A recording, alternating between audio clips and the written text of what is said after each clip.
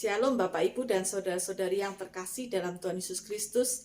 Tema hari ini adalah jalan hidup. Terambil dari Mazmur pasal yang pertama. Berbahagialah orang yang tidak berjalan menurut nasihat orang fasik, yang tidak berdiri di jalan orang berdosa, dan yang tidak duduk dalam kumpulan pencemooh. Tetapi yang kesukaannya ialah Taurat Tuhan, dan yang merenungkan Taurat itu siang dan malam. Ia seperti pohon yang ditanam di tepi aliran air, yang menghasilkan buahnya pada musimnya dan yang tidak layu daunnya. Apa saja yang diperbuatnya berhasil. Bukan demikian orang fasik, mereka seperti sekam yang ditiupkan angin. Sebab itu orang fasik tidak akan tahan dalam penghakiman. Begitu pula orang berdosa dalam perkumpulan orang benar. Sebab Tuhan mengenal jalan orang benar, tetapi jalan orang fasik menuju kebinasaan. Demikianlah firman Tuhan. Di dalam kehidupan kita mengenal berbagai macam jalan. Jalan yang ada, kita menuju kantor, menuju rumah, dan lain sebagainya.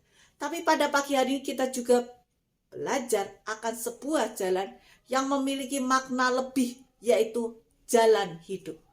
Arti tidak berjalan, tidak berdiri, dan tidak duduk adalah orang-orang benar tidak melakukan hal-hal yang dilakukan oleh orang-orang fasik. Mereka, orang benar, tidak berperilaku ataupun berpikir seperti orang fasik. Mereka punya cara berpikir dan perilaku yang berbeda dengan orang fasik. Tidak berjalan menurut nasihat orang fasik. Orang fasik pun juga memiliki nasihat. Dan sekali lagi orang benar dapat menyortir, memilah mana nasihat yang benar ataupun nasihat itu bukan nasihat orang benar tetapi orang fasik. Jadi orang benar tahu membedakan mana nasihat orang fasik dan mana orang benar. Dan ia punya keberanian untuk memilih nasihat orang benar. Yang kedua, tidak berdiri di jalan orang berdosa. Artinya orang berdosa memiliki jalan, cara. Dan orang benar tidak memilih jalan ataupun cara itu. Dalam Matius 7 ayat 13 dikatakan, masuk melalui gerbang sempit, karena lebarlah pintu dan lebarlah jalan yang menuju kebinasaan dan banyak orang yang masuk.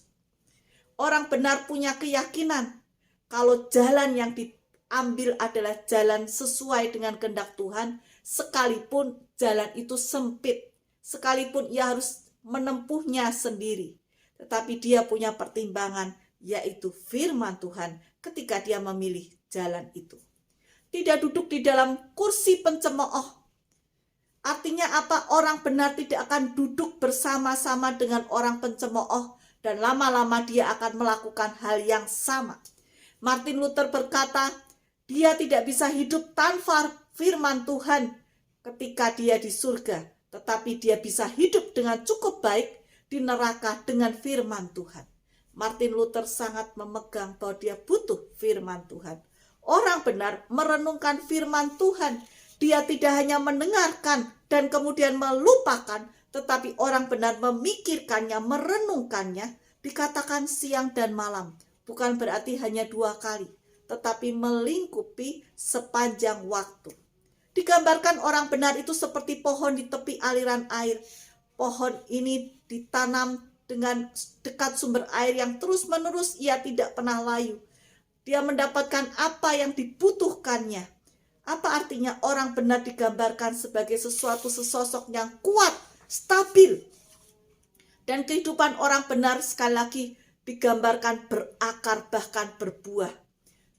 Perbandingan terbalik dengan sekam. Sekam itu adalah cangkang ringan di sekitar biji gandum yang harus dikupas sebelum biji gandum itu digiling menjadi tepung. Sekam ini sangat ringan sehingga ketika tertiup angin dia akan begitu mudah terbang. Biasanya sekam ini dikumpulkan kemudian dibakar, ya, tidak terpakai. Perbandingan sekali lagi pohon yang begitu kuat, hebat, berbuah lebat dibandingkan sekam yang begitu ringan. Oleh karena itu sekali lagi kita diingatkan Tuhan itu mengetahui jalan orang benar. Orang benar akan dapat damai sejahtera karena Allah yang maha kasih di surga mengetahui jalan mereka, melindungi mereka dan memelihara mereka. Sedangkan orang-orang yang fasik akan binasa. Pilihan ada di tangan kita, memilih jalan orang benar atau memilih jalan orang fasik. Caranya bagaimana kita memilih jalan orang benar? Yang pertama, berpegang pada firman Tuhan, merenungkannya sepanjang waktu. Memilih keputusan jalan yang seperti Tuhan inginkan sesuai firman Tuhan. Yang kedua, berani berkata tidak terhadap nasihat, bujukan, rayuan orang-orang fasik. Kita mohon hikmat agar bisa membedakan dan tidak mudah tertipu. Yang ketiga, kita pada waktunya akan melihat perbedaan antara orang benar dan orang fasik. Tuhan memberkati kita. Amin.